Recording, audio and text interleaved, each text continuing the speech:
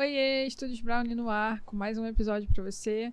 Hoje nós trouxemos um convidado muito especial, Renan Cepeda, um fotógrafo, um especialista, um ex-fotojornalista, que já passou um spoiler aqui pra gente, que talvez ele, um dia, quem sabe, ele volte a trabalhar com fotojornalismo, mas é um artista visual, tem um trabalho incrível de light painting, é uma referência, eu estava até contando para ele que nas aulas de fotografia que a gente dá na escola, quando a gente fala de light paint, a gente fala sobre o trabalho dele, a gente apresenta o site dele.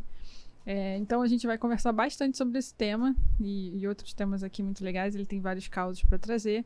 Antes de mostrar aqui o nosso convidado e agradecer, eu queria primeiro falar do nosso patrocinador, a Banlec, uma plataforma especial para você poder vender suas fotos, para você que está começando ou para você que já tem um volume de trabalho e quer ter uma renda extra ou quer ter um apoio nas vendas, que vendas eu sei que é sempre complicado para fotógrafo, isso mesmo, né?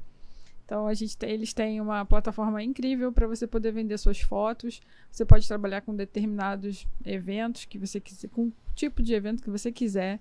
Pode ser um álbum particular ou privado, você define o valor da foto, da venda da sua foto, e eles cobram 9% de taxa por isso. Você também tem como ver as pessoas que colocaram as fotos no carrinho, fazer uma ação, abordar aquela pessoa para poder fechar a venda. Eles têm suporte final de semana. Então, poxa, é uma plataforma incrível que ajuda todo fotógrafo a ganhar dinheiro. Exatamente. O QR Code está aí na tela. Exatamente. Dá uma procurada na Banlec, vale muito a pena. E não esquecendo, já curte aí, comenta, compartilha, faça perguntas. Canal.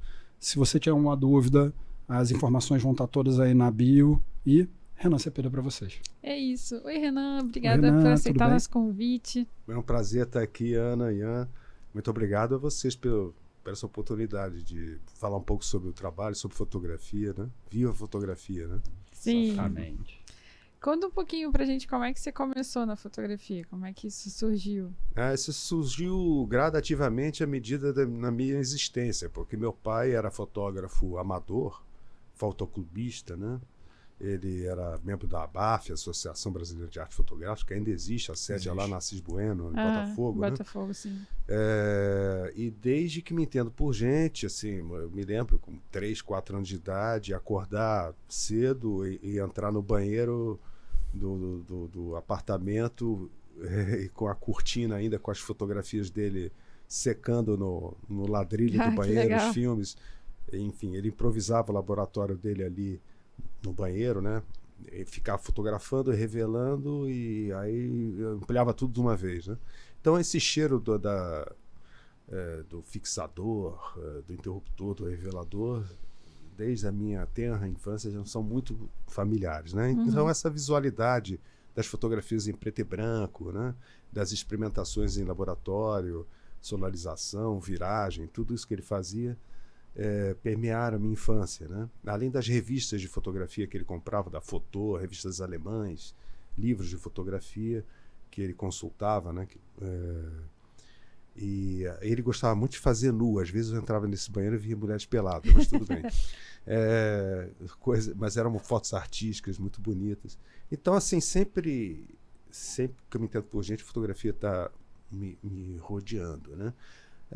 Quando eu fiz 11 anos de idade, meu pai me deu de presente de aniversário uma Olympus Trip 35. Era uma câmera muito popular na época, de boa qualidade, mas era para você... câmera de viajante, né? Daí o nome, Olympus Trip. E essa câmera, eu fiz as minhas primeiras fotografias em preto e branco. Até me lembro, era um Plus X, era um filme preto e branco da Kodak, 125 ASA, que há muito tempo que não é mais fabricado.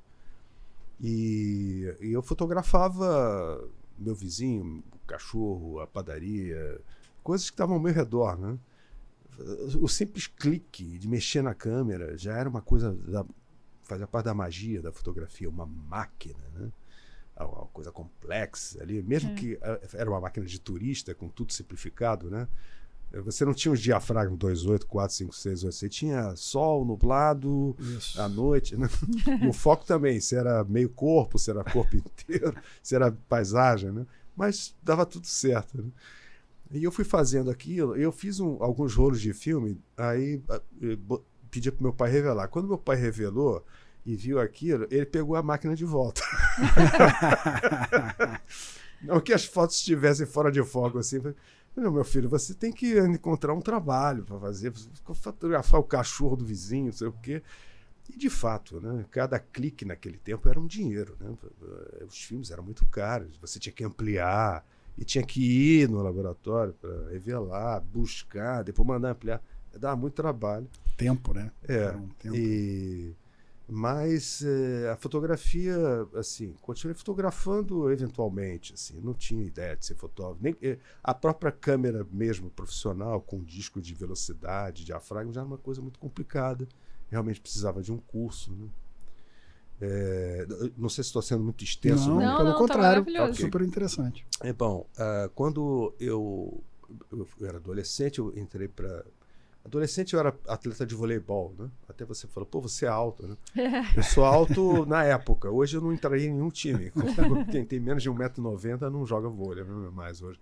Mas eu fui atleta de voleibol, eu fui músico na noite, tocava violão na noite, ganhava um dinheirinho. Fui formado no Cefet, né? Em mecânica industrial, trabalhei um pouco com desenho industrial, mas trabalhava com meu pai também em mercados de capitais e fazia faculdade de jornalismo à noite. Então era um cruzamento de atividades muito louco. E aí eu dei uma pirada, resolvi me dar um ano sabático, fiquei vagabundando um ano inteiro, até que no meio do ano, meu pai começou a ficar preocupado. Vem cá, né? Vai ficar vagabundando aí o resto da vida? Você não vai ficar em casa desse jeito não, vai pro mundo, né?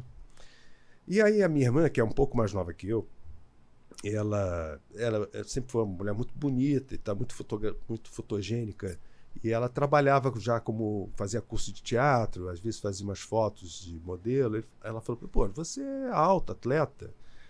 Naquele tempo eu tinha mais cabelo, né? Você é bonito, faz um curso de modelo fotográfico, você ganha um dinheirinho, dá pra, né? Aí beleza, aí eu fui. Onde é que faz? Eu falei, faz lá no Senac. Eu fui no Senac, era ali na Marechal Floriano. Não sei se ainda é ainda. E aí era o último dia de inscrição do curso. Tava cheio de meninos, de meninas, de adolescentes, uma confusão. Pô, eu desisti daquilo. Mas quando eu tava saindo, eu olhei para a lista, para o quadro em cima, assim, tinha um quadro de cursos abertos, né? Então tinha lá assessorista, cozinheiro, office boy, contabilidade, fotógrafo, inscrições abertas. E o guichê, onde era do fotógrafo, estava vazio. Era um sinal, hein? Aí eu falei assim, pô, meu pai tem um equipamento. O laboratório está desmontado, mas tem lá o laboratório. Então vai ser muito fácil para mim, eu adoro fotografia, né?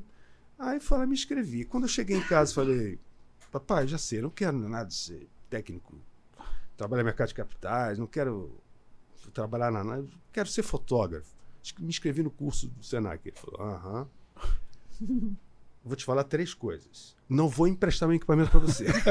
Já de cara já perdeu o equipamento. Arruma uma câmera emprestada aí para você fazer o curso. Segundo, é um hobby muito caro. Eu não estou aqui para sustentar hobby de rico. E terceiro, verdade. Você está escolhendo uma profissão que vai entrar em extinção. Caramba, isso em que ano que ele falou? 1987. Nossa, o pai é um visionário, hein? Por quê, papai? Eu perguntei exatamente por que você falou. Por causa da informática. Lembra dessa palavra? Sim. Usamos mais essa palavra, informática, né? Olha, e de fato, alguns domingos atrás, daqueles dias, apareceu aquele vídeo do Michael Jackson se transformando em lobisomem. Foi a primeira grande divulgação de um trabalho digital, assim, a nível popular, né? Mundial, de manipulação de imagem mesmo, né? Então ele deu esse exemplo. Olha, a fotografia vai ser isso, vai ser uma mentira. Você do zero, você pode mesclar imagens e produzir texturas. E um fotógrafo só vai conseguir sobreviver se aprender informática. Isso aí estava certo. O pai dele é um visionário. É claro que ele, os programas gráficos, ele não tinha ideia, né, do que hoje em dia uma criança manipula foto no celular. Sim, NFT tá aí, né, para provar. Não é necessário hoje você fazer um curso superior de informática para mexer em fotografia. Porque a própria indústria fotográfica foi desenvolvida para facilitar isso. Né? Sim. Embora hoje você ainda precisa fazer curso de Lightroom, de Photoshop, etc. Mas, enfim, de qualquer forma, ele me apoiou, ele emprestou laboratório. Ele emprestou laboratório, eu podia montar o laboratório no banheiro, interditava o banheiro. E ele me emprestou também, me deu umas sobras de papel fotográfico. Que era caríssimo. De texturas incríveis, papel da Agfa, da Ilford, papel Mitsubishi. Eu tenho até os envelopes até hoje. Eu tenho envelope de papel Mitsubishi dele, do início dos anos 80, lacrado até hoje, só como relíquia. Assim. Caramba. Mas aí, como eu havia sido atleta de voleibol, conheci o pessoal da Federação de Vôlei, e peguei com eles, pedi uma xerox lá, eles me deram um bloco com todos os jogos das ligas de base, né? De mirim, infantil, juvenil. Então eu ia nos jogos, consegui uma Pentax KX sem fotômetro, de um amigo emprestado. No olho. E fiquei fazendo o curso, e assim que eu consegui saber como é que revela o filme, como é que amplia, mais ou menos, tchau, Senac. Aprendeu o basicão. Aprendi o basicão e fui aprender em casa. Meu pai me dava uns toques, né? E aí eu ia nos jogos com essa câmera, com uma lente normal, 50mm, ficava do lado do banco de reservas com a câmera no chão. Porque eu sabia, como atleta de voleibol, que a vaidade do jogador é quanto é que saiu do chão, saiu 1 metro, eles cortando na rede, bloqueando, né? Então, isso eu fotografava de baixo para cima, então parecia que o cara tinha pulado muito. Né? Sim. Aí eu ia em casa, revelava o filme, ampliava naqueles papéis, os papéis meio vencidos, assim, já ficava meio cinza, sabe? Não fixava direito, mas vendia que nem água. E eu chegava nos treinos, né? Vendia nos treinos, os pais compravam, as mães compravam, era uma loucura. E com isso eu consegui me bancar um pouco, meus estudos e tal. Mas uma fatalidade me desviou que meu pai, de repente, faleceu num acidente, e eu tive que parar a fotografia, tive que assumir a empresa dele, eu tinha só 21 anos de idade. Caramba. Então foi um período muito difícil e eu queria continuar fotografando, mas eu não achava o equipamento dele. Aí, meses depois, eu mexendo nos arquivos dele, tentando, né, me inteirar do que ele tinha de espólio, porque ele mexia com ações, né? Muita gente ligando, seu pai tinha ação assim, essa. Eu compro, não sei o quê. Eu fui explorado, fui roubado. Eu mesmo, normal, Era muito jovem. Mas, enfim, não achava o equipamento dele. Mas achei, numa gaveta, umas cautelas da Caixa Econômica Federal, de penhor. Ele tinha penhorado o equipamento. Caramba! Por isso que ele não emprestou o equipamento. Porque estava no penhor. E assim... Estava no prego. E eu não sabia, assim, ele já devia estar para pegar esse equipamento, porque ele não estava tão ruim de grana, assim. Ele deve ter esquecido lá. Mas, enfim, eu consegui um alvará do juiz do inventário para pegar esse equipamento, porque já estava indo para leilão. Faltavam 4 dias para ir para leilão. E consegui fazer uma vaquinha entre amigos dele e tal, meus tios, e eu consegui resgatar o equipamento. Então eu fui lá na Saúde, onde era o pregão da Caixa Econômica, perto lá do estúdio do Cais. Estúdio do Cais, e consegui resgatar o equipamento. Foi um dia incrível que mudou a minha vida, que eu conto a partir de agora. Que legal. Eu entrei com uma bolsa de couro com 2 corpos de Pentax, uma Camil, uma K2DMD, 4 lentes, filtros, acessórios. Entrei num ônibus com aquilo, eu morava já em Copacabana com a minha mãe, e não aconteceu nada, no ônibus não foi assaltado. Eu saí na Rua Barata Ribeiro, em frente a uma loja de fotografia, que era do lado da Modern Sound, lembra dessa loja de disco? Claro. Sim. Ali tinha uma loja de fotografia. Eu saí do ônibus e entrei na loja, a Santa Clara ali do lado. Entrei na loja, comprei um filme rebobinado, 3x, R$400, e carreguei uma das câmeras. E comecei a subir a Rua Santa Clara, onde eu morava com a minha mãe. E perto de casa, lá em cima, estava tendo uma confusão na rua. E gente correndo para lá, para cá, brigando.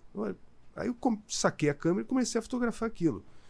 Era o Detran instalando aquelas algemas inglesas nas rodas do carro, em carros que estavam supostamente estacionados no lugar errado e tal. Só que era uma novidade para a população.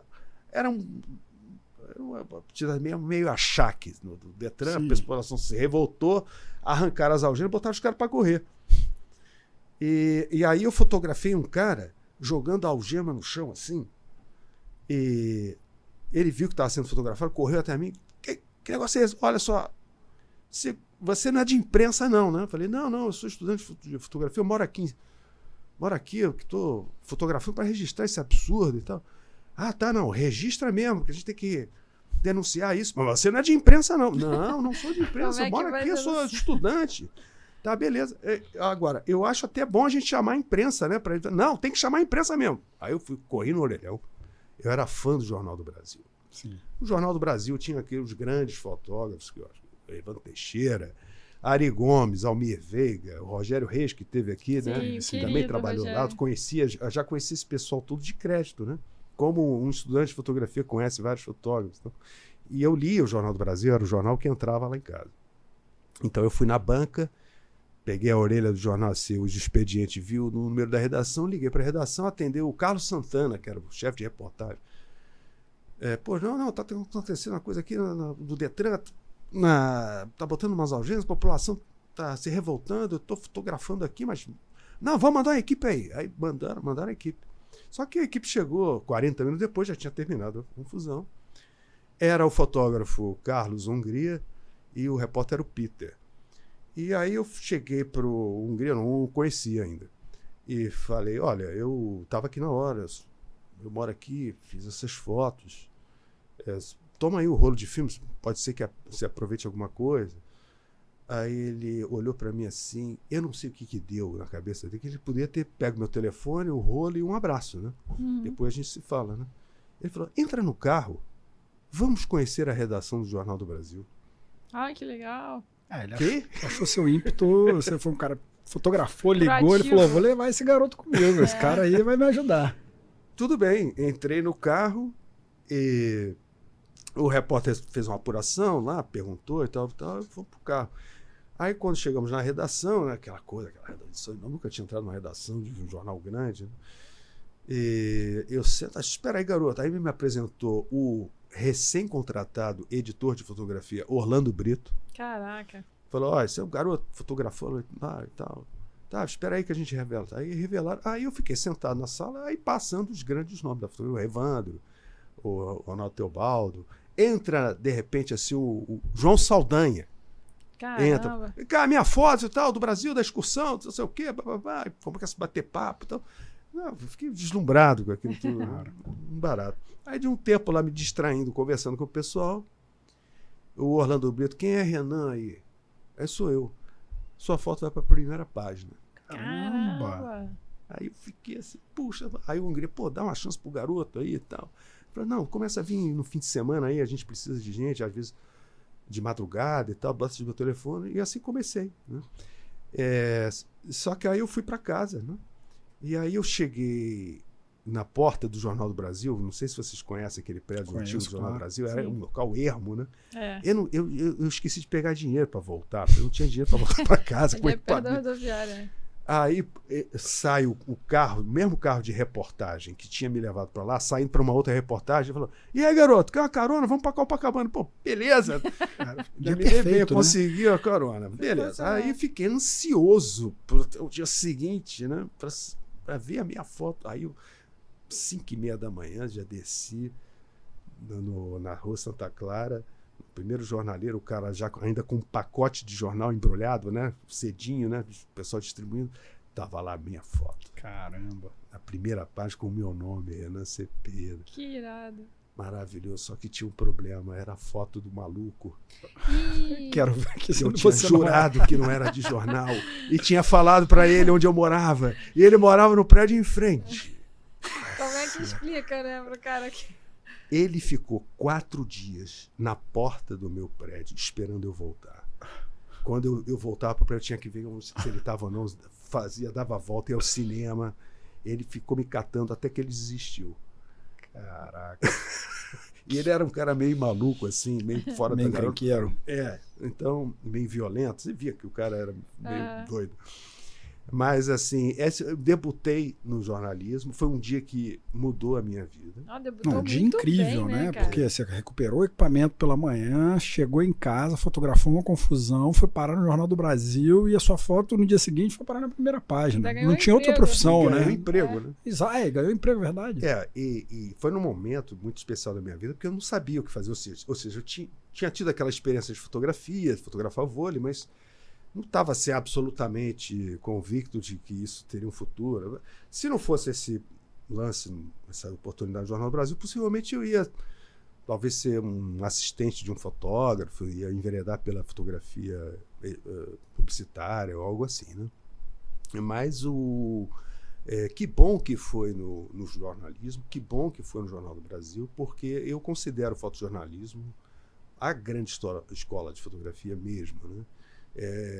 É um lugar que o jornal te bota na marca do pênalti, né? Não só dos acontecimentos históricos, mas de diversos tipos de situações em que você muitas vezes tem que sintetizar o assunto em uma imagem. Né? E você, às vezes, você tem fração de segundo para fazer, né? Então, qual é a lente, qual é a exposição, qual é o diafragma e tal, o que vai acontecer, para antecipar as coisas, né? E isso quando é porradaria, né? Mas às vezes tem dias de jornal assim que de manhã eu fazia um incêndio, aí ia todo cheio de fuligem para o Copacabana Palace fazer um retrato de uma escritora estrangeira, e depois eu fazia o resultado de uma chacina na Baixada, e à noite, para relaxar, ia para o Maracanã com a tele fotografar futebol. Era assim um dia. No dia seguinte, a gente acordava, nem se lembrava o que tinha acontecido, porque era tanta coisa que lavava a sua memória, né? Ou seja, te enriquece muito, te dá muita cancha, mas ao mesmo tempo te satura. E eu comecei, depois de alguns anos no fotojornalismo, perceber que essa vivência do jornalismo estava me tornando uma pessoa cínica. Assim, um pouco brutalizada, porque você arma uma carcaça dentro de você para saber lidar com essas coisas. Eu já tive situações que eu tive que me abaixar para não tomar tiro, várias vezes entrando em favela, né?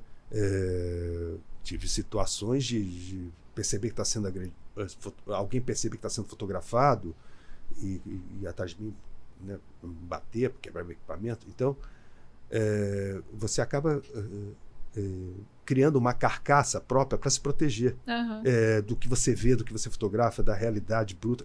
Olha, foi quando eu conheci a minha cidade. Eu sempre morei no Rio de Janeiro, mas nunca circulei tanto quando eu era... Você é brasileiro? Que na sua bio você fala que é um carioca... como é que é? Português. Praticante. Carioca praticante, porque eu sou um carioca que vivo intensamente a minha cidade. Tá. Eu falei, será que ele é estrangeiro e aí diz que é carioca? Não, eu sou de família portuguesa. Meus 4 avós são portugueses, meu pai é português, minha mãe nasceu em Niterói, mas é filha de português. Eu tenho uma ligação com Portugal muito forte, tenho ainda parentes lá, tenho nacionalidade, tudo isso, vou muito a Portugal, mas sou um cariocão mesmo. E da Gema, e de Santa Teresa. Adoro Santa Teresa. Mas eu estava falando, quando você fotografa no editorial do dia a dia, você conhece a sua cidade, você vai nos buracos mesmo, você sabe como é que sobe na Mangueira, como é que vai para Providência, como é que vai para o Juramento, como é que sobe no Alemão, como é que vai para... Você vai andando debaixo da ponte de Niterói, pega um barco para fazer, não sei o que, sabe? Coisas que um cidadão comum tem muito pouca oportunidade. O fotógrafo que está na rua, ele vivencia muita coisa, não tem né? preço. Isso aí realmente é uma coisa que não é só uma escola de fotografia ou de jornalismo, senão uma escola de vida mesmo. Né? Você lidar com a sua cidade, com o seu país de uma forma mais intensa. E a fotografia te proporciona isso. Legal. Você ficou quanto tempo no JB? No JB eu fiquei de 88 a 93, 5 anos. Poxa. Depois eu saí e me lancei no mercado freelancer, mas ainda em fotojornalismo, né? Então fotografava muito para a Folha de São Paulo, para Veja, né? Revistas da Editora Abril, da Editora Globo, revistas femininas, fazia também muitos perfis. Eram matérias até mais suaves, né? Fazer moda, fazer beleza, gastronomia, era de tudo, né? Eu tinha um equipamentozinho portátil, levava ele para tudo quanto é lugar e fazia as coisas. No tempo que você tinha que só via o resultado dias depois. Que era filme. Eu fotografava e só via o resultado na revista. Né? Quando tinha algum problema, ligavam de São Paulo, porque a gente mandava, por exemplo, a Editora Abril não revelava o filme aqui. A gente fotografava aqui e mandava os compras para São Paulo, eles revelavam lá. Era assim, você tinha que saber o que estava fazendo mesmo, tem que andar com um fotômetrozinho de mão. Né? Você fazia mais retrato? Ou era geral? Geral. Fazia tudo. Porque a Veja, eu não sei hoje, essas revistas mudou tanto no jornalismo, muito, né? Mas ela cobria acontecimentos, né? Apesar de ser uma revista semanal, quando tinha uma coisa muito importante, por exemplo, me lembro no governo FHC, as manifestações contra as privatizações, né? Privatizações das empresas estatais. Houve quebradeira aqui, não sei se você lembra, no centro. Eu lembro. Era bomba de gás lacrimogêneo, pega pra cá e a gente tinha que fotografar em cromo. Caramba! Que é assim, você não pode errar meio diafragma, entendeu? Tem que saber o que tá fazendo na hora, na porradaria, e mandar os filmes para São Paulo e o cara lá que se vire, entendeu? É isso que eu ia falar, o fotógrafo de jornalista não faz Polaroid, né? Não. Tem, porque o cara, o cara de moda, nem vê na telinha, nem apaga. Então, agora ainda tem a telinha, mas você não tinha que chegar e acertar. Exatamente. Então, essa base da fotografia técnica que o fotógrafo de filme era obrigado a ter, né, a dominar, é que suscitaram, que essa técnica suscitou, no singular, alguns trabalhos meus. Ou seja, no meu trabalho atualmente, né, depois de vários anos assim, cortando um pouco a cronologia, a gente pode voltar. Sim. Mas no final dos anos 90, na virada do milênio, eu comecei já a botar meus trabalhos pessoais para fora, eu fazia paralelamente, né? E eles são sempre trabalhos, hoje eu percebo, posso falar isso com mais clareza, que são muito calcados na técnica fotográfica, ou seja, na mágica da fotografia, naquilo que a fotografia tem ainda a ser revelado como algo cativante, impressionante, surpreendente, sem passar pela tecla do computador. Ou seja, a fotografia é como um desporto em que está o fotógrafo e a câmera diante daquilo que está acontecendo, diante do fenômeno da luz que está ocorrendo na frente dele, e não na pós-produção depois. Ou seja, que nem o Faustão, né? Quem sabe faz ao vivo. O resultado real, né? Então, assim, a minha limitação, onde eu coloco os meus limites, é isso. O que eu vou fazer com a minha câmera naquele lugar, naquele tempo, né?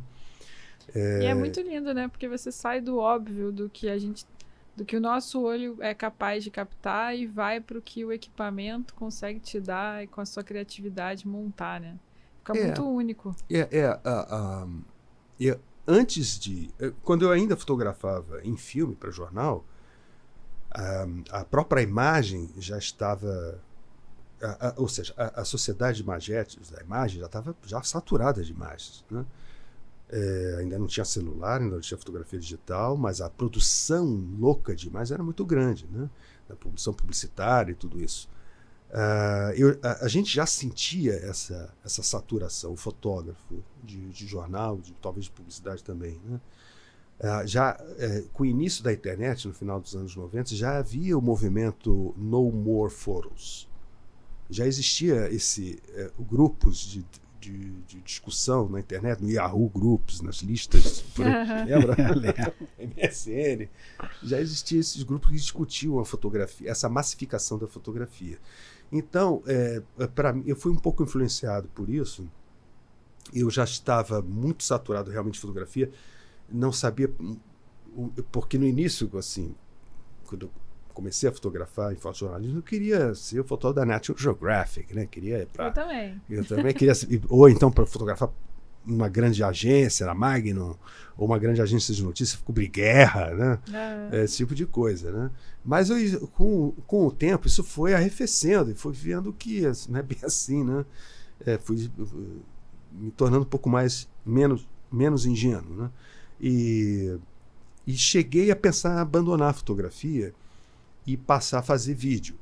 O cinema estava me encantando, os programas de edição não lineares, né, como o Final Cut, como o Premiere, já estavam já muito bem desenvolvidos, e eu fundei uma produtora de vídeo com um amigo, Fernando Linares, há 21 filmes, e começamos a produzir alguns documentários, algumas coisas institucionais. Bacana. E a fotografia ficou meio de lado, até porque na virada de 99 para 2000, muitas empresas no ramo que eu trabalhava, de freelancer de fotojornalismo, estavam montando o seu lado online, né? Então foi um momento muito difícil, com muitas demissões nas redações e muitos cortes de serviços, inclusive o meu, eu era terceirizado, né? Então eu tive que conseguir uma maneira de novo me transformar, né? Então eu consegui, através do vídeo, com essa produtora, eu consegui me manter um tempo. Mas eu tinha o meu trabalho de fotografias infravermelhas do Rio de Janeiro, das paisagens do Rio de Janeiro, ali paralelo, né? E eu tive a oportunidade de ser apresentado por uma grande garalista no Rio de Janeiro, que era a Anita Schwartz, que gostou do meu trabalho, já me conhecia de nome, mas só do fotojornalismo, e topou fazer uma exposição. E foi muito importante porque foi uma virada para mim, mas foi uma coisa que não era muito comum no mercado de arte. O mercado de arte sempre foi muito hermético a fotojornalistas e a fotógrafos de publicidade. Sim. E ela viajava muito, ia nas Veneza, documenta de Kassel, e estava já sacando a entrada da fotografia no mercado de arte como um gênero a ser negociado no mercado de arte. Porque a arte em papel era muito mal vista, porque era tido como uma arte menor, uma arte que num suporte, né, que era mais perecível por ser em papel. Então a fotografia era um pouco rejeitada. Sim. Com o desenvolvimento de novos materiais, o papel começou a ser mais longevo, né? E a fotografia passou então a ser mais aceita no mercado de arte como... Os papéis metálicos começaram a chegar aquelas coisas. Exatamente. Ainda não era o pigmento mineral, mas já tinha as viragens em eu lembro dessa época, quando começou a... Então, fizemos uma exposição, enfim, no Anita Schwartz, foi um sucesso de público, de imprensa, vendeu pra caramba. Aí eu falei, opa, aí tem, né? Mas aí foi engraçado que o pessoal... Você vendeu bem já na primeira, isso, já vendeu bem, que legal, cara. Mas eu ainda trabalhava um pouco no fotojornalismo, um pouco na produtora, e, sabe, estava meio nesse limbo, né?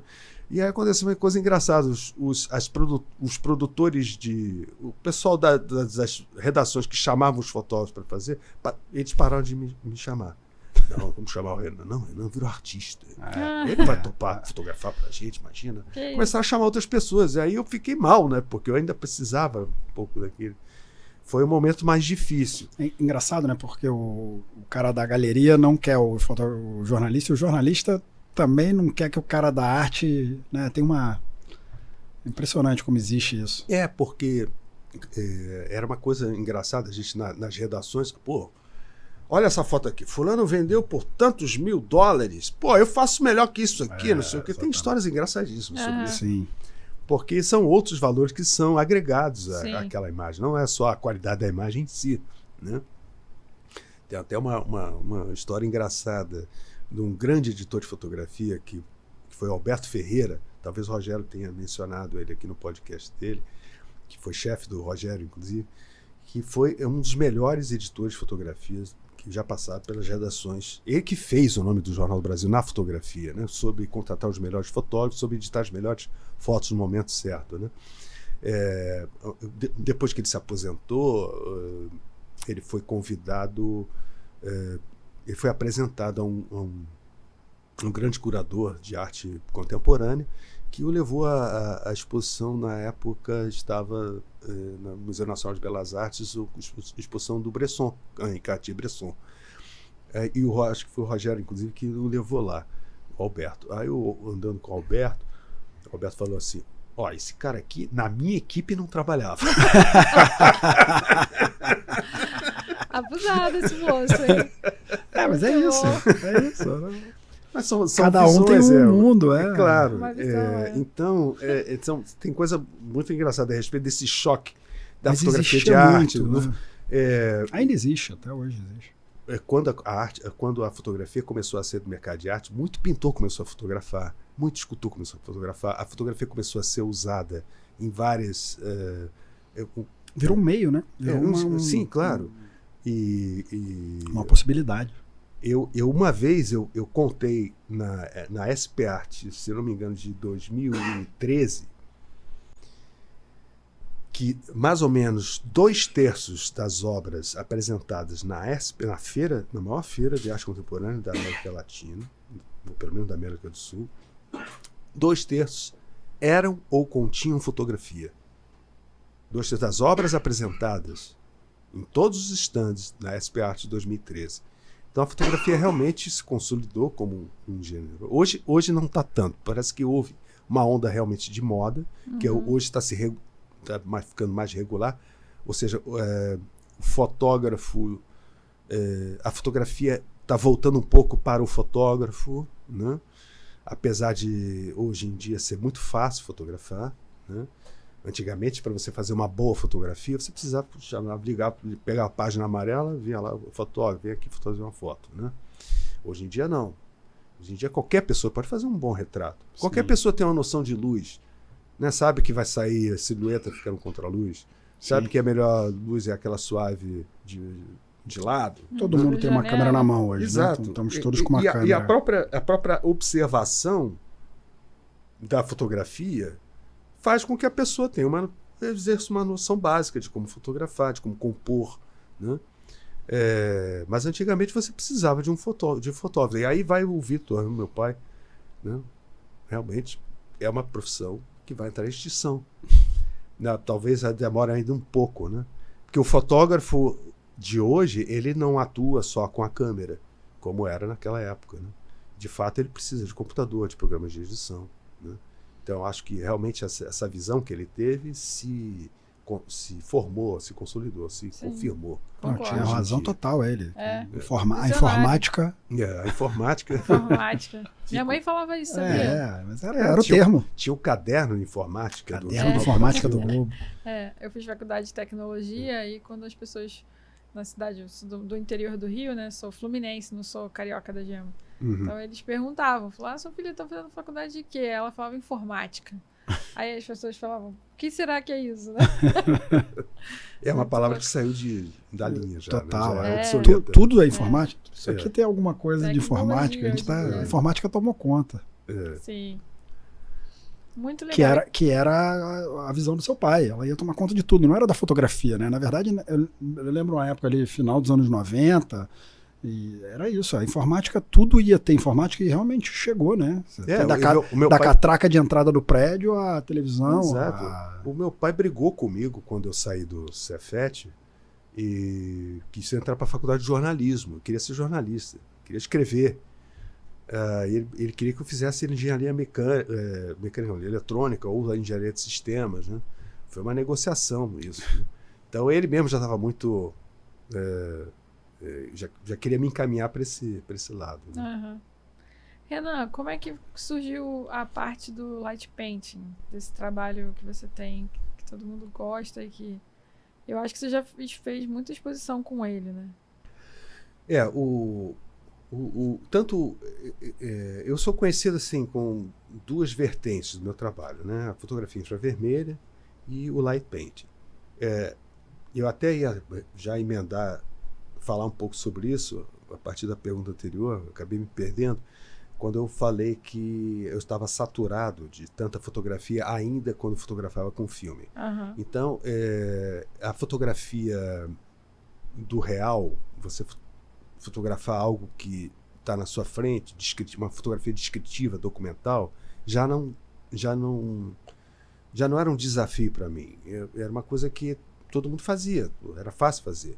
Então eu busquei na fotografia, e ainda busco até hoje, nichos pouco explorados, onde a mágica fotográfica ainda prevalece. Então primeiro foi a fotografia infravermelha, que era algo incomum.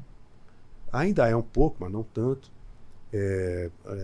Haviam filmes infravermelhos, né, emulsões em preto e branco e colorido, e que davam resultados surpreendentes. Eram filmes científicos, né? Era aplicação científica de medicina, né? Era proibido no Brasil, inclusive. Até 1992 era de uso exclusivo das Forças Armadas, era tipo a R-15. Caramba! Não era nada. Por que isso? Porque era usado para fotografar linhas inimigas através da neblina, para você identificar a camuflagem, também para aerofotogrametria. Né? A fotografia infravermelha tinha essa aplicação. Era aplicações técnicas, né? E a partir dos final dos anos 50 e 60, alguns fotógrafos usaram de forma pontual como expressão artística, né? O infravermelho nada mais é do que uma cor invisível, que é o supervermelho, digamos assim, que é um comprimento de onda muito longo, ou seja, assim, rapidamente. A luz é frequência, né? Então a frequência você tem frequência e comprimento de onda. As altas frequências e curtos comprimentos de onda são os azuis, os violetas.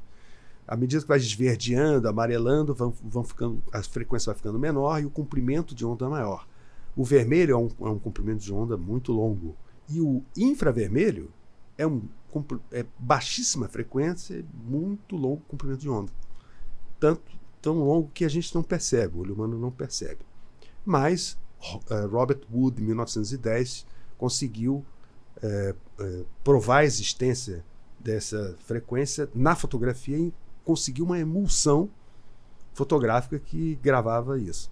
E era incrível, porque quando você vê uma fotografia infravermelha, e a gente vai ter oportunidade aqui de ver no meu site, passando, a vegetação fica proporcionalmente mais brilhante do que o resto, né? Então tudo que é verde fica clarinho, né? E tudo que é azul fica escuro, porque o azul é o contrário do vermelho, né? Então não grava no filme. E a vegetação fica muito brilhante porque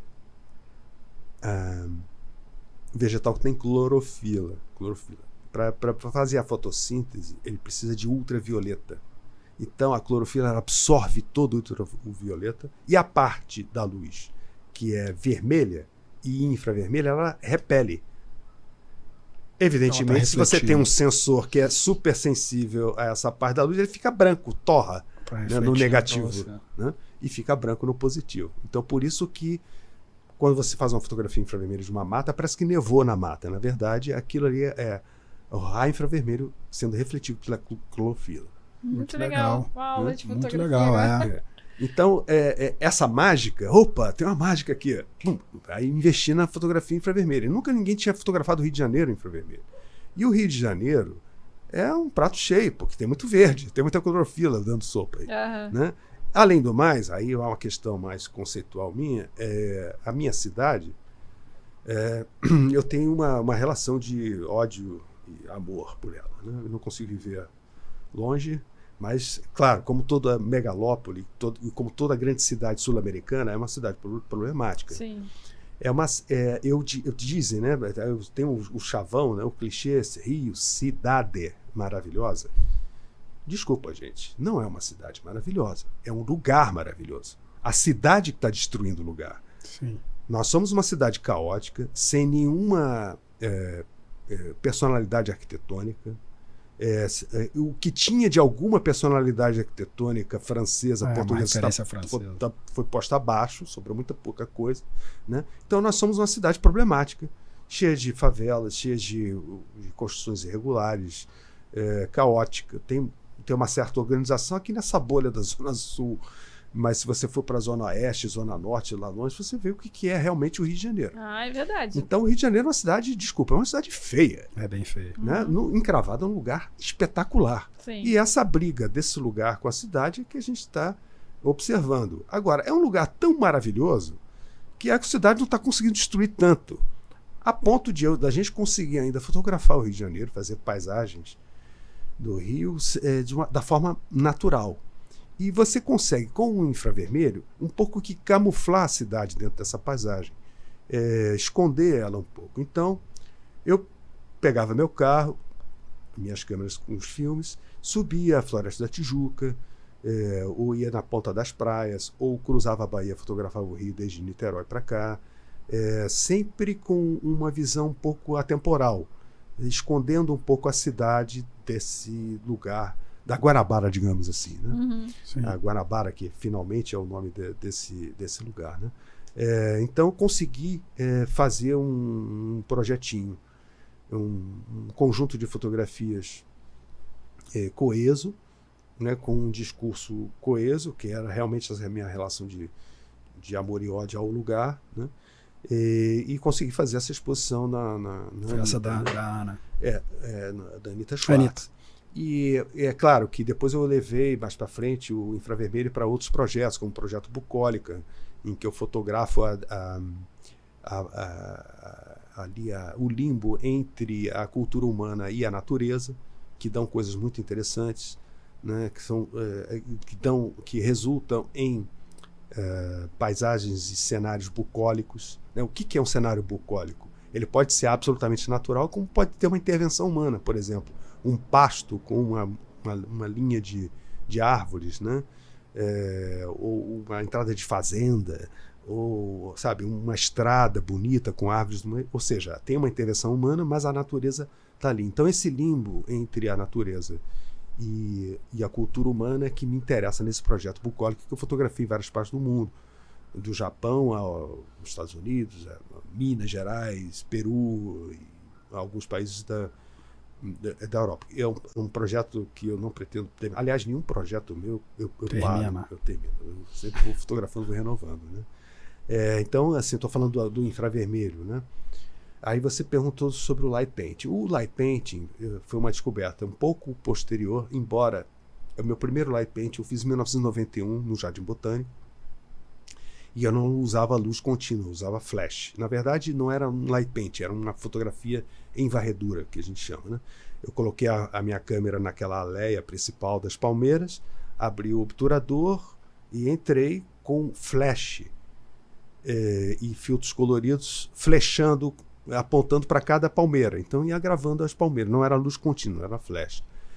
Em 98 é que eu fiz a minha primeira fotografia com luz contínua, de uma casa em Friburgo.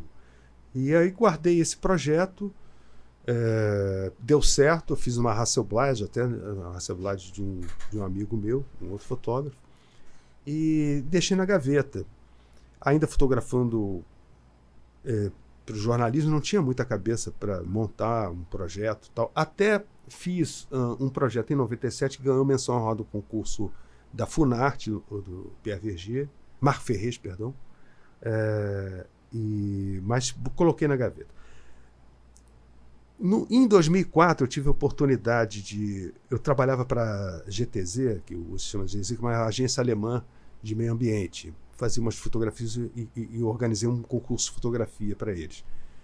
E a exposição o resultado desse concurso de fotografias, eu montei uma exposição em Recife. E aí tive um dia de folga, aluguei um carro e pensei, aquela fotografia que eu fiz em Friburgo, da casinha e tal, deu certo, vou fazer de novo. Aí eu já saí do Rio com a lanterna e com filtros coloridos na bolsa, e tive uns dias de folga, aluguei um carro, peguei a BR-232, que corta Pernambuco, fui parar em Arco Verde, e lá era São João, uma festa linda e tal, conheci umas pessoas e pensei, olha, eu quero fotografar as casas.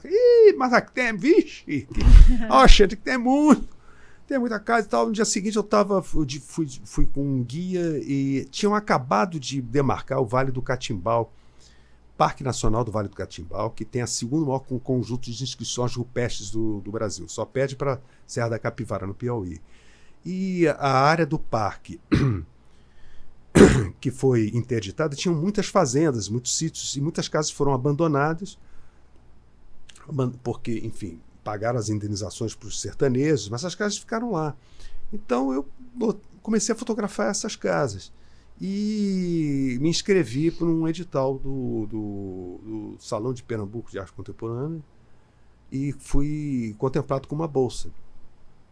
E aí eu aprofundei o trabalho. Mas o interessante nessa primeira, fiz em uma noite, eu fotografei umas 8 casas. Caramba. E uma dessas casas que a gente vai ver é uma casa toda de palhoça com uma placa na frente, Assembleia de Deus. Eu acho que eu vi no seu site. É uma foto, o pessoal comenta muito e tal. E foi incrível, lógico que eu vou fazer essa fotografia, porque eu peguei o carro de dia, né? Voltei onde é que eu voltei à noite para fotografar. Aí eu voltei lá, botei a câmera e tal. Tô fotografando, tô passando a lanterna. De repente chegam 2 caras de gibão, tipo cangaceiro, assim, com a garrucha apontando para mim. O que você tá fazendo aí?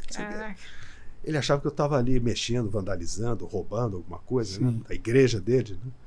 Não, desculpa, eu tô fotografando. É uma fotografia. Você pensa que nós é palhaço? Tá fotografando à noite? Você vem a casa, e já estava a ponto de mandar bala. Aí eu apontei, não, é fotografia mesmo, olha só. Eu apontei a lanterna para a câmera, estraguei a foto que eu estava fazendo, porque vazou a luz, lógico. Claro. E fez, aquilo ali é uma câmera, isso aqui é uma lanterna. Eu passo, aí grava na câmera. Aí eles abaixaram a arma. Explica como é que você faz essa foto. Aí eu fiz um workshop para eles. Ensinou os caras a fazer lá. É o seguinte, eu passo aqui, vai gravando e tal, depois eu tenho uma foto assim assado. Aí eles meio desconfiados. Faça a foto aí que eu quero ver. Light painting é isso, né? As pessoas não acreditam até ver. Aí eu fiz a foto, assim, mais ou menos, né? Só com uma luz branca mesmo, sem filtro nenhum. E prometi para eles. Olha, eu volto aqui, eu mando a foto para vocês. Tá bom, tá. Quero papo de fotógrafo. Né? Sim, Mas de fato eu ganhei a bolsa e tive que voltar lá para aprofundar o trabalho. 1 ano depois eu voltei para fazer outras casas e trouxe a foto para eles. Os caras.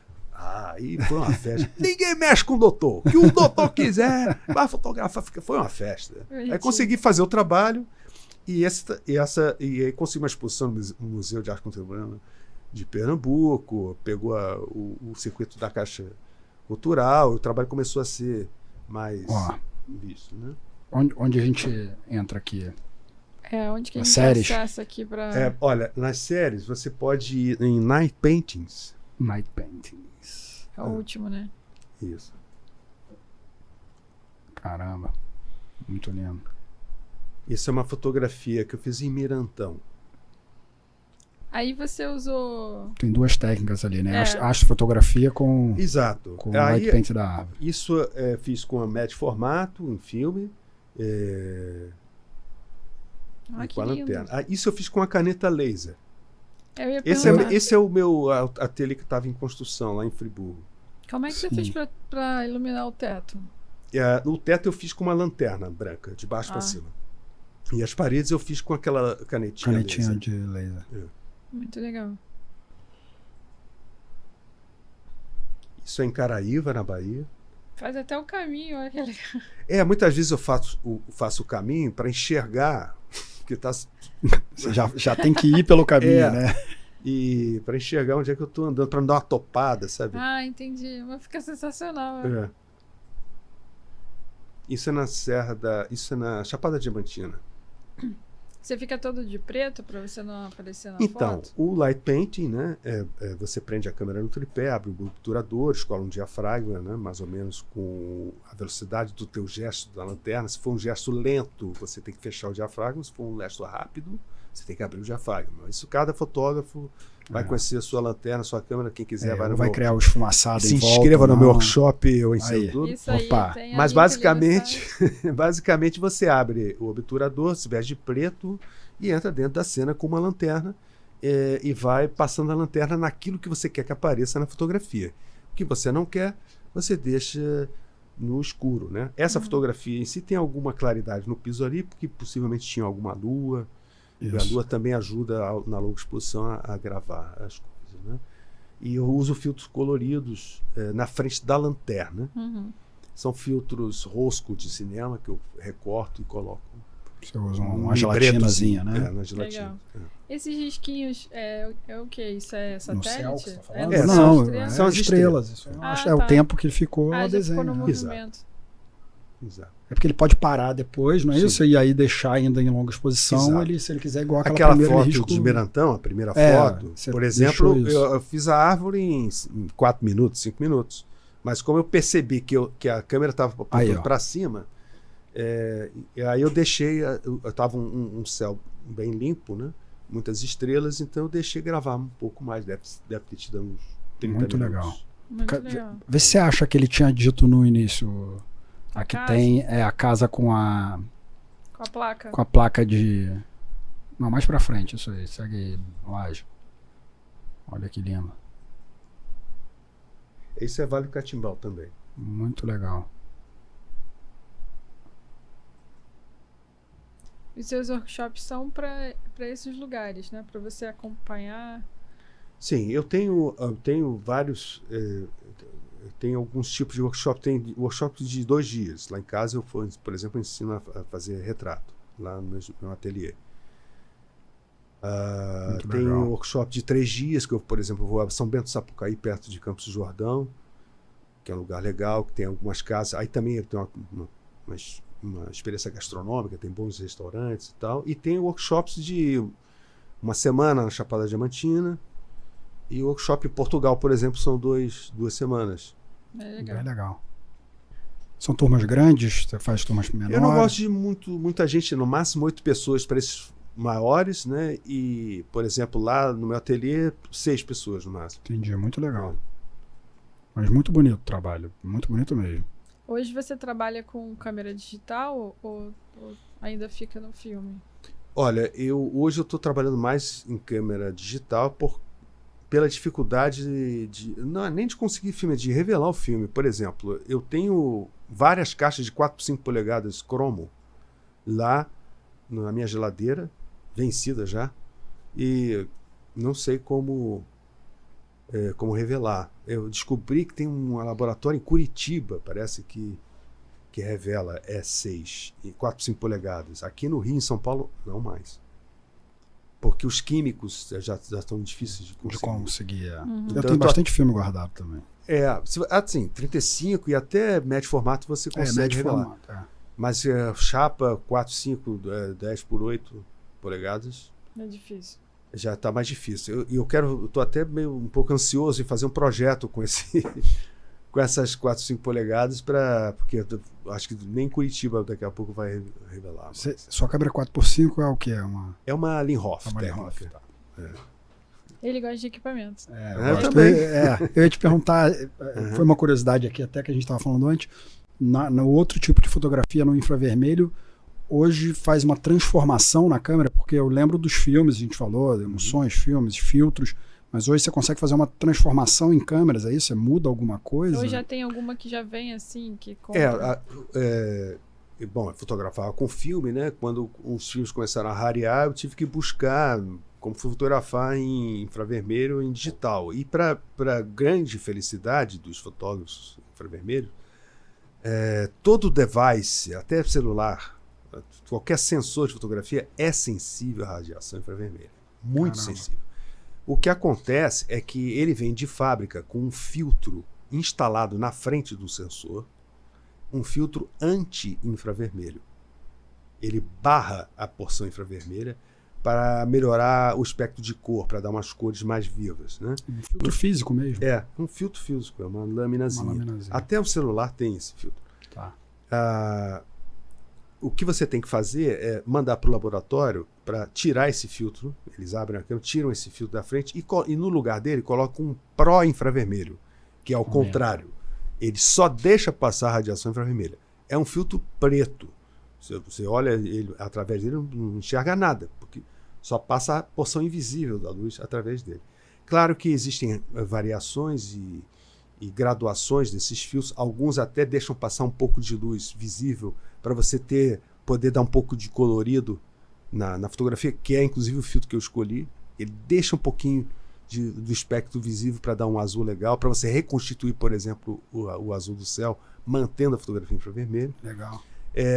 Então, aí eles fecham essa câmera, te devolvem e você tem uma câmera infravermelha dedicada. Você não pode mais fazer foto de luz visível com ela, né? Então, isso é interessante. Às vezes você tem uma câmera já obsoleta, né? Por exemplo, eu fotografo muito com uma D90, que é uma câmera de 2009, Sim. que eu adoro. São 12 megapixels, adoro essa câmera. E instalei nela. Eu tenho uma outra câmera de 24 megapixels mais nova, mas eu gosto da D90 porque era uma semi-profissional, era mais fácil de mexer. Simples, apesar de ter só 12 megapixels, né? Mas você pode fazer fotografia infravermelho no seu celular, pode fazer fotografia na câmera de vídeo, na GoPro. Basta eu não você. fazia ideia. Muito drone, legal. Qualquer coisa. A gente estava falando aí, eu fui lembrando assim, umas coisas. Acho que em 93, eu fui para Nova York com meu pai, comprar equipamento e tal, e ele trouxe um equipamento de light painting, que era uma caneta que tinha um geradorzinho, uma caneta que você trocava as pontas e tal. E, inclusive, ele se destacou muito no mercado publicitário, você conhece o Aderi e tal, porque ele fez para levar para os diretores de arte, para você apresentar um portfólio de publicidade, todo fotógrafo apresentava. Então ele fez muita coisa com o light painting. Eu fiquei muitas madrugadas assim, no estúdio assistindo ele fazer umas calças jeans, cabeças pensantes, uns chapéus, e aí saiu uma luz do chapéu. Então assim, era uma coisa, mas se tinha um equipamento dedicado, né? Que é engraçado, que é uma coisa tão simples de fazer, se for pensar. Vi aqui, você fez com laser e com coisa, mas nessa época era um equipamento só. A Broncolor lançou uma linha de. Eu não acho canetas. que era Broncolor a dele. Era pode ser que tenha. Ou talvez fosse marcas. Broncolor. Mas ele tinha um geradorzinho físico dele, que era um micro gerador, e uma canetinha. Isso. 93, 94. Essa época mesmo. Acho que era Broncolor, então. Até isso, enfim. Nos anos 80 já tinha isso. Sim. E já era. Os fotógrafos usavam isso eventualmente para algumas. Produções específicas. Vinha até com a roupa, tinha uma roupa pra você botar, a roupa preta, né? Claro. De meio ninja, tinha todo um. Mas foi usado no mercado publicitário para chamar a atenção de diretor de arte. Não era esse tipo de trabalho com tanto tempo e tal. Mas destacou ele muito. Assim, eu lembro que para ele fez uma diferença grande. O light paint é mágica. É mágico. Fotografia é uma coisa mágica. Você tem um papel em negro, ao invés de papel em branco, você tem um papel em negro, que é a escuridão. Abre o obturador, você pode parar para pensar. É uma fotografia lenta. Muito você vai escrevendo com a sua própria mão, com a sua própria caligrafia. Inclusive, no próprio workshop que eu dou, um dos exercícios não é fotografar nada. É o gesto. Você entender o que você está fazendo com a tua mão. Era isso que ficava as madrugadas fazendo. É a pincelada, né? É o painting. Inclusive, dependendo do que, como tiver a sua câmera, você pode passar super rápido que não vai marcar, né? Exatamente. Você não tem como não passar, porque você pode tapar, lógico, mas você passa super rápido naquele lugar e aquilo ali não está impresso. Aí você mantém um tempo no outro lugar. Exatamente. Então, é incrível mesmo. Então, e é legal ver o seu, assim, que é elaborado, com tempo, e pô, muito legal. Você usa bastão também? Bastão? Não uso. Até, se você for hoje no YouTube e botar aí na busca lá, light painting, 95% dos light paintings são riscos. Ou seja, existe até uma empresa espanhola que vende para o mundo todo esses bastões, vende acessórios para light painting, mas são sempre acessórios para você riscar a fotografia, fazer aqueles desenhos do risco, né? O light paint que eu faço é de luz refletida, ou seja, não é luz direta na câmera. Senão... Você ilumina o objeto, que é como esse do... Exatamente. Como, por exemplo, você tem esses rays aqui iluminando o nosso estúdio. Você pode reproduzir essa mesma luz com uma lanterna, uma luz quase pontiforme. Basta você, em longa exposição, correr a lanterna nessa mesma área do rays aqui, por exemplo. Você vai ter uma luz suave. Então, a grande vantagem do light painting, digamos assim, é que você não precisa traquitana para fazer um bom retrato, uma boa fotografia. Com uma lanterna e tempo, né, com a câmera no tripé, você consegue fazer qualquer tipo de iluminação com a sua mão, como um pintor faz o retrato, né? Então, eu acho que esse é o grande barato do light painting, porque é realmente um mundo à parte, né? Quando você desliga a luz, você entra para um negativo da realidade, né? E qualquer coisa que aconteça ali, que você risca um fósforo, passa um vagalume, passa uma moto lá atrás, vai riscar. Então é outro tempo de fotografia. Tem um risco fixozinho e tem aquele que tem um esfumaçado em volta, você consegue fazer todos esses formatos. É muito bonito. Sim, é muito bonito. Lembrando agora, assim, o seu trabalho. Então é fascinante. Realmente o light paint é um mundo à parte, que eu sou fascinado, vou fotografar para o resto da vida. E encontrei no light paint também uma forma de assinatura, digamos assim, Sim. né? Sim. Que eu acho que é uma busca que todo fotógrafo tem, né? Para mim, a coisa todo mais difícil artista da fotografia o cara que realmente escolher um tema e conseguir, como você descreveu pra gente, a sua vida, colocar a sua vida, o seu pensamento, quem é você, a cidade que você mora, tudo isso numa linha, né, numa explicação técnica que misture o teu trabalho. Acho que é a construção de linguagem, construção de tema, para mim é uma mágica do artista no geral, independente da fotografia, que é uma das coisas mais difíceis de se fazer, na minha opinião. Não, eu concordo, principalmente em fotografia, Sim. porque fotografia é uma coisa que você fotografa aquilo que já existe, entre aspas, né?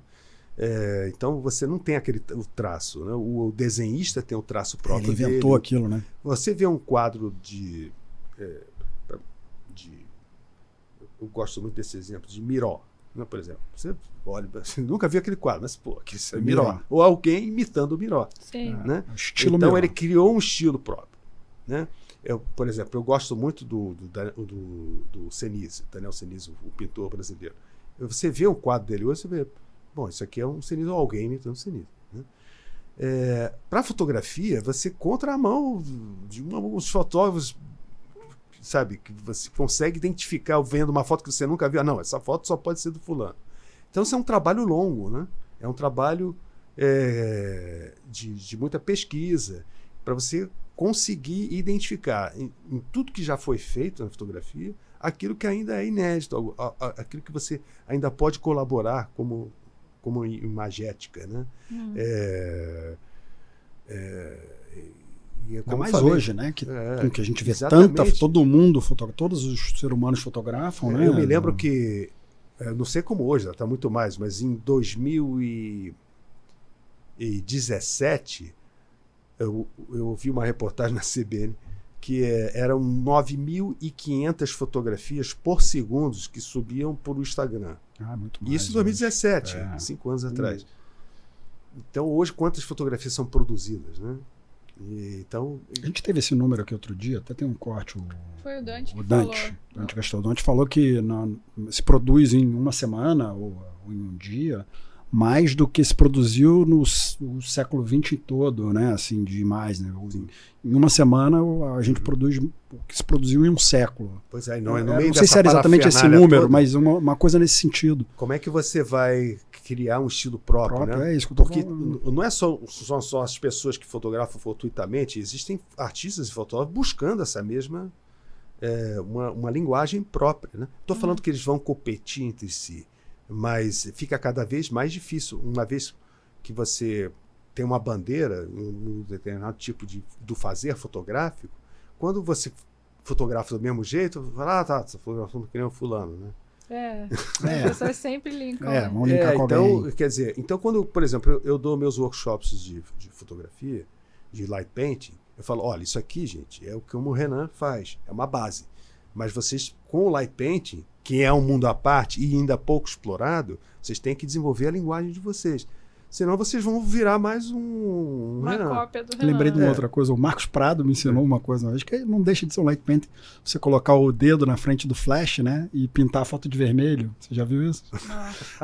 Você coloca numa point and shootzinha, que tem aquele flashinho ali, você coloca o dedo na frente, um dedo fininho, e ele joga a luz vermelha. Ótima ele acaba sendo um light painting também. Não, e é uma linguagem. Uma linguagem, ele está inventando de uma forma prosaica, né? Se pintando com sangue. Exatamente. Era uma piadinha para dar em cima das meninas. Eu vou fazer uma foto sua pintada com Marcos Prado. Tem que vir aqui. Vai vir aqui também. Mais um dos convidados. Mas, cara, muito incrível, cara. Assim, eu fiquei. Primeiro me trouxe várias lembranças por conta desse equipamento, mas muito bonito o trabalho. E essa coisa de você construir essa linguagem toda e conseguir descrever, assim. merece ter feito sucesso na primeira já de cara, porque não era do Light Paint, a gente tá falando do Light Paint, mas realmente, fora tudo que você contou aqui, tem uma sorte muito grande nisso tudo, né? Como você teve sorte no teu primeiro dia e fiquei pensando depois, talvez o cara também viu você com bons equipamentos, né? Ali na hora pra te levar, pô, entra no carro aqui. Peraí, o que esse cara tá fazendo com 2 pentáxis no pescoço aqui no meio da rua? Chamou a gente, você tava ligado ali, né? Exatamente. Fotografia tem muito disso, né? Não, nesse momento específico foi um momento em que a fotografia do JB estava mudando. O Orlando Brito queria implantar uma outra mentalidade. Trazer um garotão. Ele teve que fazer algumas demissões, né? Dos fotógrafos mais antigos, estava precisando de estagiários. Mais barato, mais esperto, mais antenado, com bons equipamentos, proativo. Você estava no lugar certo. Teve uma geração legal ali do Jornal do Brasil que entrou mais ou menos comigo. Bruno Veiga, Ricardo Fazanello, André Barcinski, enfim, vários outros fotógrafos não só no JB, no Globo também, né? No mercado, também, né? O mercado estava absorvendo muita gente nesse momento, é verdade. Renan, dessa época tinha alguma mulher? Só com curiosidade mesmo, assim. Porque hoje em dia a gente vê bastante mulher na fotografia, mas eu não tenho referência de um tempo próximo, né? Que era... 20 anos atrás, a gente está falando, 20 e pouco. Eu entrei no JB em 88, haviam umas 5 ou 6 mulheres dentre 30 fotógrafos. Tá? A mulher já estava se consolidando no mercado fotográfico, digamos, no mercado de fotojornalismo. Né? No Rio de Janeiro foram 2 fotógrafas pioneiras, digamos, no fotojornalismo moderno, né, que foi a Cíntia Brito e a Kitty Paranaguá. Ambas trabalharam no Jornal do Brasil antes de mim. A Kitty até conheço bem, foi minha sócia no Ateliê Oriente, a gente fundou o Ateliê Oriente, eu, ela e o Tiago Barros. Não sabia que você era fundador do Ateliê. Sim, começou como ateliê meu e da Kitty. Aí entrou o Tiago, aí vamos fazer um Ateliê Oriente e tal. Que irado. Até hoje. Ela na Rua Oriente, em Santa Teresa. Tá na lista dos desejados aqui. Eu mandei mensagem para ela hoje. Que legal. A gente fala dela que eu comentei com ela. Então a Kitty e a Cíntia foram 2 fotógrafos pioneiros no Jornal do Brasil, no meio daquela macharada toda, né? Era um ambiente muito machista. Eu acho que, não vou dar spoiler, ela vem aqui falar por ela mesma, mas ela falava muito, conversava sobre isso comigo, né? Ela é de uma geração anterior à minha. A Cíntia Brito foi uma leoa, realmente uma fotógrafa, faleceu há pouco tempo. Ela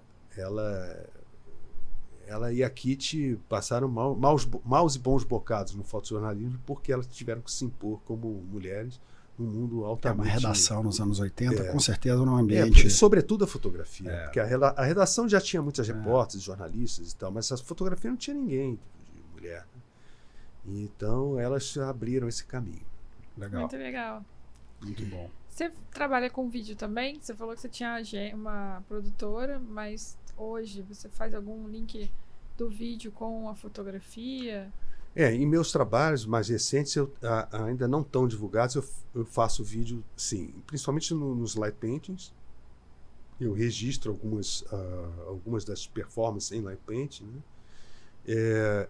E agora, num trabalho mais recente, que eu estou para fazer uma exposição no que vem, eu estou fazendo vídeos mesmo, não ligado ao light paint, mas fazendo um vídeo sobre o assunto que eu estou fotografando, para dar dar uma situada, né? E dar um bastidor, reforço da história, né? no conceito da obra, né? Eu já não, quando eu comecei a fotografar em light paint, mesmo, ou seja, quando eu entrei no mercado de arte, eu tinha uma preocupação muito formal com a apresentação do meu trabalho. Eu ficava muito ali nas 4 linhas. Hoje eu estou um pouco mais relaxado com isso, um pouco mais amadurecido, né? Então, assim, não é um trabalho de light paint. Eu boto tudo, boto foto de celular, boto vídeo.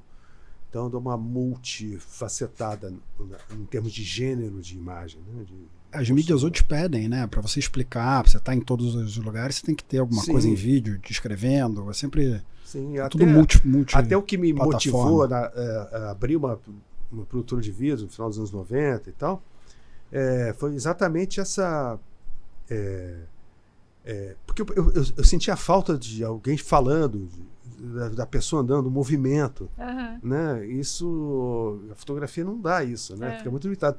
Inclusive, eu acho que se eu tiver que fotografar documentalmente hoje, sobre um determinado assunto, eu vou fazer em vídeo, prioritariamente. Não vou fotografar. Eu acho que o vídeo, você tem a música, você tem vários gêneros de criação ali que potencializam mais o resultado, que hoje você pode apresentar em qualquer lugar, né? Verdade. Na palma da mão, no celular, uma tela de cinema. Televisão e cinema, né? Eu não sei se você tem conta no TikTok, mas eu vejo muita coisa de fotografia no TikTok. E a gente ama bastidores, né? E tem muita gente mostrando como fazer light painting no TikTok. Então, se você... eu tenho que saber. Eu sou um pouco dinossauro. É um Reels é um Stories do Instagram, não é muito diferente do... Só que ela é originalmente uma plataforma para educação. E para educação. Na China ela é uma plataforma de tutoriais. Aqui no Brasil ela virou de dancinha. No mundo também pegou muito fora no mercado ocidental, mas ela é uma plataforma de tutorial. Então... Quem faz tutorial nessa plataforma acaba sendo impulsionado pelo algoritmo da plataforma de maneira mais poderosa do que o cara da dancinha. Por isso que ela está falando. Acho que, e faz todos. Você é uma sumidade no assunto aí. São fotos maravilhosas, não são fotos padrões de light painting. A gente vê muita coisa, né? Sei lá, na Disney, por exemplo, eu vi que os caras fazem, você faz a foto e passa o bastão atrás que cria um desenho. Então é um light painting. Você tem light painting em tudo quanto é lugar hoje, já é comum, mas nesse sentido, com tanta delicadeza e coisa, pegada artística, tem muito pouco. Tem muito para o cara ensinar, a fazer uma gracinha e tal, mas não tem uma coisa tão refinada, muito legal. E se você fizer um vídeo na vertical, assim, dos bastidores, um pouquinho dos bastidores do seu workshop, você não precisa mostrar nem tudo. E coloca lá no TikTok, entrega muito. Muito mais fácil do que o Instagram, até, porque é nova, né? Não sei, estamos falando muito aqui, pela dica. Veio na minha cabeça também, a Aninha falou, eu falei, faz sentido mesmo. São vídeos curtos, né?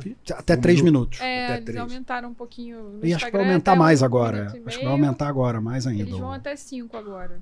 Então, pessoal, me deem um prazo de 15 dias. Não, janeiro. Final de janeiro. Final de janeiro vamos estar. Depois das férias, vou procurem no TikTok. Vídeo Renan tutorial no TikTok. Por falar nisso, deixa eu te pedir para você falar, por favor, o seu Instagram. A gente coloca no link da descrição, mas como a gente passa no YouTube e passa também nas plataformas de áudio, é legal a pessoa ouvir você falar sobre as suas plataformas Instagram e site, para eles poderem te seguir. Claro, meu Instagram, Renan Cepeda, direto. No Facebook, mesma coisa, Renan Cepeda. Tem o meu website, se aqui usa o website ainda, renancepeda.com. E lá, inclusive, tem as informações sobre, nessas 3 plataformas, tem informações sobre workshops, sobre novos trabalhos, exposições que eu faço. Os workshops não são a minha linha principal, assim, mas eu faço alguns por ano, assim, são mais raros. Eu não vivo de workshops, mas eu gosto de fazer. São basicamente essas 3 plataformas mesmo. Muito legal. Insta, Face e meu website. E TikTok depois do final de janeiro. Exatamente, agora vem o TikTok. Ferramos o Renan. Agora tem que fazer o Não, eu deixei só comigo. Não, faz todo sentido. Quando ela estava falando, eu falei, tem toda a razão. Não tem nesse nível, não tem ninguém do teu nível explicando, pelo menos não aparece. E pra gente aparece muita coisa de fotografia, porque a gente usa bastante. E não tem ninguém explicando, imagino, pelo resultado do teu trabalho e também pelo que você contou aqui. Você com certeza vai agregar bastante lá nessa plataforma. Com certeza vai ter destaque. Verdade. Tem que ter consistência, como em toda a plataforma, claro. Você sabe disso, como no teu trabalho, como na arte. De apresentação, tem que ter um padrão de apresentação, mas você tem total, faz todo sentido. Para fechar, eu queria só que você comentasse um pouquinho dessa ação que existe lá em Santa Teresa, do Portas Abertas. Não sei se está relacionado com fotografia. Eu só vi uma vez, quando eu estava passeando lá pelo Parque das Ruínas. Mas eu acho que é importante a gente falar sobre cultura. E acho incrível isso ter partido de um fotógrafo. Fiquei muito feliz assim, de saber. Então conta só um pouquinho pra gente aqui que tá assistindo. Em 1996, o bairro de Santa Teresa estava passando um período muito difícil, de baixa estima, muita violência, muito assalto, o poder público não estava tão presente. Então, um grupo de artistas visuais, incluindo eu, a partir de uma ideia da Clara Artaud, que é uma escultora, hoje ela mora em Rio das Ostras. A filha dela estudava em Cambridge e ela foi visitar a filha justamente num fim de semana que tinha um Open Studio no bairro de Cambridge. Então, todos os artistas abriam naquele fim de semana os ateliês públicos, né? E você não precisava pedir licença, chegava, estava aberto como uma loja, como, enfim, uma galeria. Então ela trouxe essa ideia para fazer em Santa Teresa, sabendo que Santa Teresa já desde o século XIX é um bairro de artistas, né? Sim. Então ela reuniu o pessoal e fizemos o primeiro evento com 17 ateliês, inclusive comigo, né? Aí eu passei a fazer a direção do evento e tal. Aí criamos anos depois fizemos várias edições, depois criamos a Associação dos Artistas Visuais de Santa Teresa, a Chave Mestra. Então foi basicamente uma ideia muito simples que deu certo. Então o bairro deu uma mudada, mudou de cara, ou seja, muitos artistas passaram a querer morar em Santa Teresa para fazer ateliê lá, para participar do evento, inclusive. Então o poder público passou a prestar mais atenção no bairro, né, em termos de segurança, de estrutura e tudo isso. Então, o próprio carioca, muita gente morava no Rio, nunca tinha ido a Santa Teresa. Verdade. Né? E passou a conhecer mais o bairro, então deu uma mudada, assim, uma mudada num bom sentido, assim, uma mudada muito positiva. Deu uma revigorada no bairro, né? Deu uma revigorada. Quando que acontece normalmente? Acontece uma vez por ano. Normalmente acontecia em julho, hoje está acontecendo em setembro. Aí depende um pouco de como, porque a gente precisa de patrocínio, a gente precisa, inclusive, de apoio da prefeitura, né? Da Sete Rio, Colurbe, segurança. Lembrando as pessoas, as portas dos ateliês ficam abertas para qualquer pessoa entrar e visitar tantas obras de arte e as lojas. Então virou uma coisa maior, né, do que especificamente só exposições, né? Então, sim, o artista ele recebe as pessoas não só para mostrar as obras, ou seja, o trabalho dele, mas com um meio de vida, ou seja, as pessoas... Em Santa Teresa é assim, você está andando na rua, vê um muro feinho, um portão enferrujado, você entra naquele portão, ao invés de subir, você desce, né? E aí você tem uma casa espetacular, com ladrilho hidráulico, com um teto de madeira lindo, né? Aquela vista espetacular. E da rua é aquele murozinho chechelento. Exatamente. Né? Então Santa Teresa tem muita buraco, assim, muita coisa surpreendente. Então também foi uma forma de mostrar um estilo de vida. Um estilo de vida que era do Rio de Janeiro todo e que se perdeu ao longo das décadas. Exatamente o que a gente estava falando atrás. Fazendo um link com o que você contou aí no passado. O Rio sendo destruído por si próprio, né? Assim, autofagia, né? Então Santa Teresa conseguiu preservar um pouco desse clima português ali, né? Desse modo de vida, né? Então o Arte Portas Abertas não é só a arte, senão um meio de vida, né? Uma forma de vida, ou seja, esse jeito de morar, né? Muito legal. Muito legal. Próximo que tivesse, avisa a gente antes, que a gente gravando aqui os episódios, a gente faz um apoio de divulgação. Poxa, com prazer, muito obrigado. Sim, na verdade, sempre que quiser fazer divulgação de qualquer coisa que você achar que precisa, a gente está aqui como um apoio de mídia para falar. A gente fala para fotógrafos, ou interessados em fotografia. E, cara, te agradecer. Renan, incrível. Maravilhoso. Deu uma aula aqui, primeiro de vida. Pena que acabou rápido. Passa rápido. É um bate-papo, é a nossa ideia. Você viu que a gente falou aqui, é até bom falar para o nosso público, a gente aqui não tem intenção de ser um podcast técnico. Acho que a internet está entupida de coisas técnicas aí. A gente está muito mais interessado na história, mostrando para vocês hoje como é importante você estar preparado na hora certa, no lugar certo, como a gente já falou em vários outros. E disponível, o Renan estava disponível. Foi atrás de resolver um problema da família dele, com o pai dele, uma ligação que ele contou aí mais antiga. E estava ali com as câmeras, viu uma situação, fotografou, ligou para alguém e está aqui como um fotógrafo artista premiado. E de renome hoje, contando para vocês como funciona e por que ele chegou nesse ponto. Acho que o mais importante é isso. Ele tinha um bom equipamento, estava preparado, disponível e encontrou as pessoas certas na hora certa. Não foi isso, Aninha? Que você entendeu? Isso aí. E, fora isso, estava disponível, né? Acho que é o mais importante. E eu acho que continua, né? Porque ele aceitou o nosso convite. Exatamente. Aqui pra falar, é uma pessoa que tá sempre ligada. Não, é um prazer. A gente realmente tem que estar aberto às coisas e esse contato, para mim, eu que agradeço estar aqui e divulgar minhas ideias, meu trabalho para a comunidade fotográfica. Isso é um grande prazer. Que bom. Obrigada, muito feliz. Renan. Renan, obrigado. Pessoal, falar aqui do nosso patrocinador, a Banlec é nosso patrocinador, é um portal para venda de fotos. E aí você pode fazer o workshop do Renan e depois vender, se você quiser, as suas fotos de light painting na Banlec. A Banlec está aí para isso. Verdade. As suas fotos provavelmente no início, a não ser que você seja um gênio, vão ser tão bonitas quanto a dele, então você põe lá para vender, já é um lugar. Uma piada aqui, uma brincadeira. A Banlec tá aí, é uma plataforma, ela quer que você venda todo tipo de foto. Hoje ela tá muito focada em eventos e esporte, mas ela tá procurando outras áreas, então por isso eu fiz o link aqui da Light Painting. Quem sabe você acha que suas fotos de Light Painting cabem lá, de nu artístico, já falei de pack de pé, foto do seu filho. Você pode vender qualquer tipo de foto na plataforma. Ela tá preparada para isso, ela tem álbuns públicos, álbuns fechados. Tá aqui no QR Codezinho aqui você acha aqui no nosso canal. Clica aí, dá uma olhada, procura, vale muito a pena, tem um preço ótimo. Falar também dos nossos apoiadores de mídia, o Léo do Fox Cash, todos os canais da Fox apoiam a gente e a gente apoia esses canais. Somos amigos do Léo Saldanha, que é um super entusiasta da fotografia, todo dia te dá notícias. Eu hoje em dia virei um consumidor assíduo do que ele fala de NFT, fala de um monte de coisa. Já que ele falou da gente na semana passada, eu vou falar, fala de novo aí, Léo. Aí, ó, Renan Cepeda. Um bom assunto para você botar aí no teu blog, no teu podcast, fala da gente aí.